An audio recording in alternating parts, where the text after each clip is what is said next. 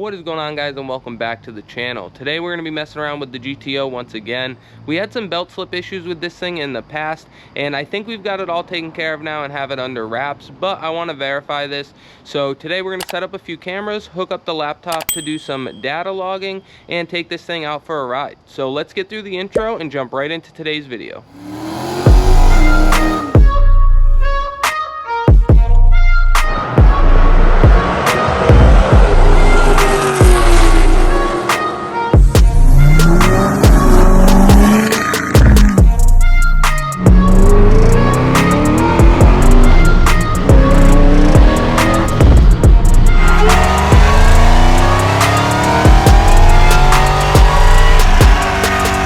Alright guys, so now that we've gone through the intro, let's go ahead and talk about the belt slip issue that we are having. If you guys want to know any more about the combination that we're running in this car, feel free to go back on the channel. We've got a full playlist dedicated to the GTO and the pretty much ground up build series that we did on this car. But when we first got this engine and blower set into this car, we had a 4.13 pulley on it, which I believe is just a standard pulley that a lot of these D1 Pro Chargers come with. And it was fine, and then we used it to work out some of the bugs with the car and get the car working properly. And as soon as we got that taken care of, we went ahead and stepped all the way down to a 2.70 pulley, which is a pretty big step. The Pro Charger itself is recommended max RPM is 62,000, and we're spinning it at right around 74,000. Now I know that a lot of people say that it will make more heat than power at that level, but we do have 3 methanol nozzles that we spray. We have 1 pre-blower and 2 post-blower, and our intake air temps seem to stay in check. So we've got the Griptec 270 on here, which, like I mentioned, we went with that to try to help eliminate belt slip, and we also run a Gates HD belt. Now I would have liked to run a Gates RPM belt, but they don't make one for the size that we need, so we're stuck with the green belts for now. But we had a K080530 belt on here, and I think the issue that we were having was right down in here. Not sure if you guys can see it on camera, but there's a gap between the tensioner and the other side of the belt where it comes back down, and before you could barely fit your finger in there. And I think what was happening was, under load, I think the belt was coming together and touching itself and causing some weird issues and causing it to slip. So we went ahead and stepped down as small as we could go, and we went with the K080525, which is just a little bit shorter, but I think it's going to do the trick.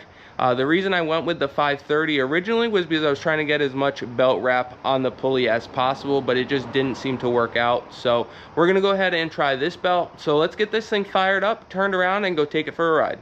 All right guys, let's go ahead and set up our data logger and get this thing fired up. We're still logging it. We had to change some things for throttle response issues, or throttle response when it was cold issues. And now it starts a little weird, so we'll log it as well.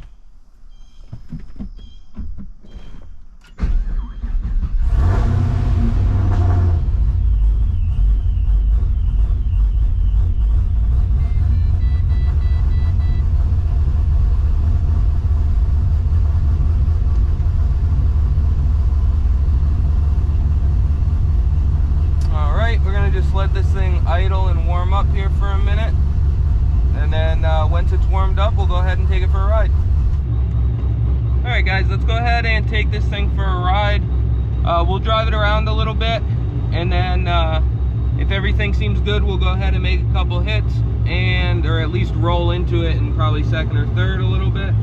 And then we can go ahead and see when we come back if we have any excessive belt like dust or anything, and we can also look at the boost and see if it made all the boost it should. See what happens with it.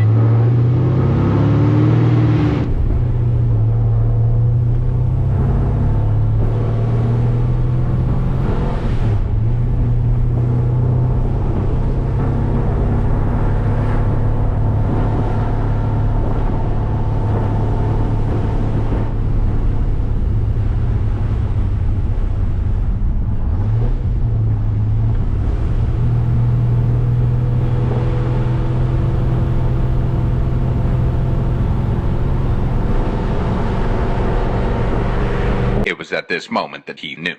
He fucked up.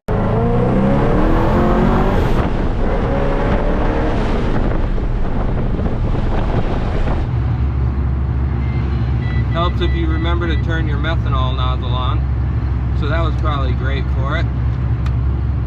Let's try that again.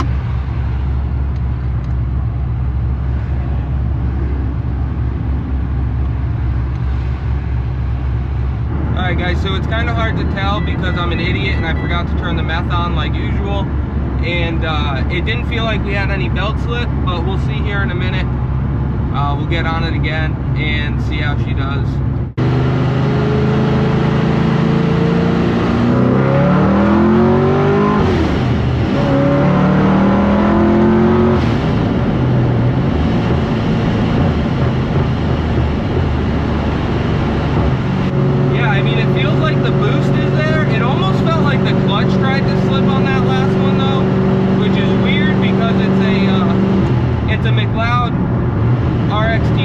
There's no way this clutch should be slipping with the power that this car is making.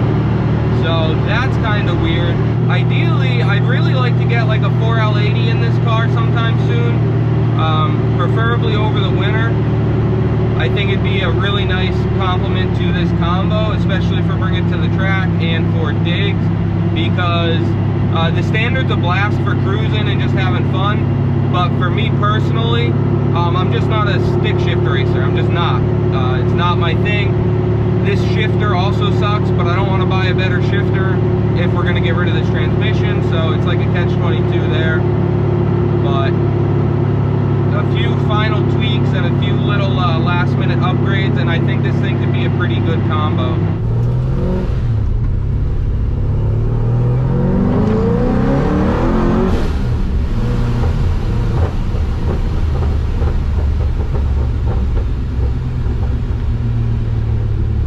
Intake air temps are staying right in check, right around 100-ish degrees, 110.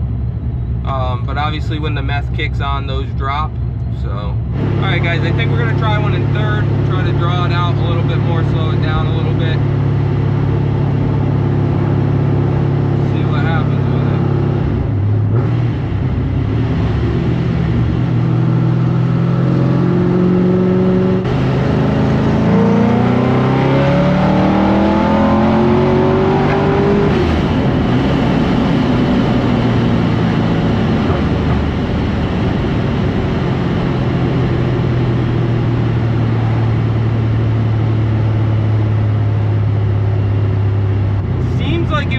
Pretty good up until the super high RPM. It almost felt like it started to lay over just a touch, but it's really hard to tell if that's from belt slip or not. We'll know when we get back if there's a bunch of belt dust.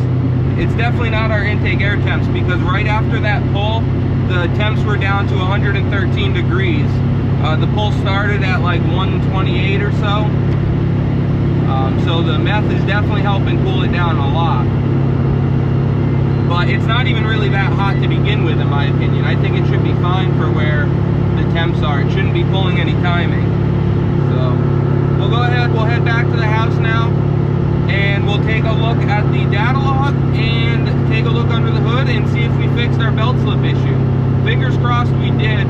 Like I mentioned, we went to the shorter belt, which is the Gates green belt. If you guys want one of those belts, you can get them on Amazon for damn near half price. They're usually $80 or $90, and I was able to pick one up for like $42 on Amazon, and it's an actual Gates belt. I was worried it might be like a Chinese knockoff, but it seems to be a actual true Gates belt, so make sure to check that out.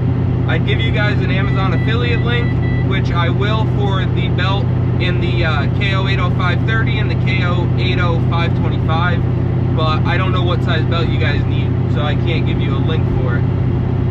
But let's get this thing back to the house and take a look at it. So we just got back from taking the GTO out, and I think sadly that we do still have some belt slip. I mentioned in the video that I thought that the clutch might be slipping at one point, but I really don't think it's that. We're running the McLeod RXT 1200 HD clutch, and I just don't think that that's slipping. When I got on it the first time there in second gear, I think we were just right at the limit of the tire and that surface, and it just started to barely spin a little bit, which made it feel like it was losing momentum. Because after looking at the data logs and the video, I just really don't think the clutch was slipping. I also beat on it pretty good after that and tried putting it in a higher gear and loading it way down, and that clutch didn't even think about slipping. So I think that's all that was. But as far as the belt slip goes, there's a few things that make me think that we are still experiencing some belt slip, and one of them is right here under the hood. You can kind of see, it's hard to tell, I had this all cleaned off, but you can see some belt residue right there on the backing plate. You might not be able to see it on the shiny plate, but you can see when I wiped my finger there, that was perfectly clean right before we left, and that's definitely some residue. So I think that belt is definitely slipping a little bit still. And I will also take you guys over to the laptop real quick and show you what the log is looking like.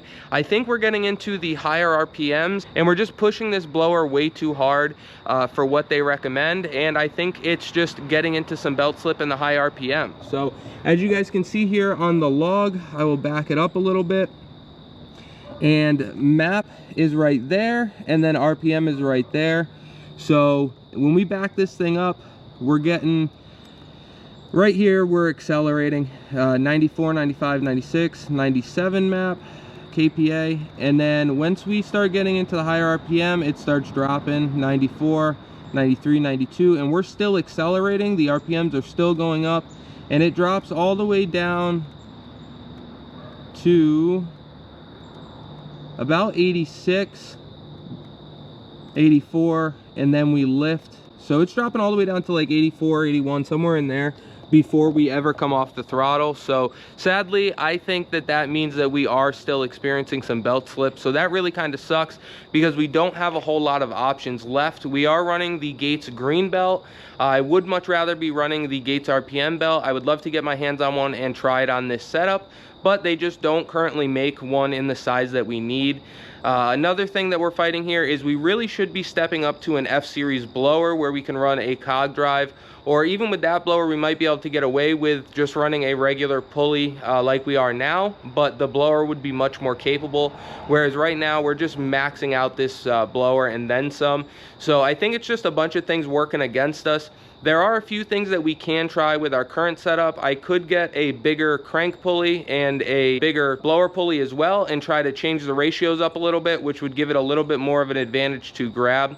But for right now, I think what I'm gonna do is just try to tension the crap out of it, put a little bit of extra tension on that belt tensioner and see if that fixes our issue. So sadly right now we don't have the belt issue resolved. I appreciate you guys for checking out the channel. Don't forget to like, comment, subscribe, and ring that bell, and we will catch you on the next one.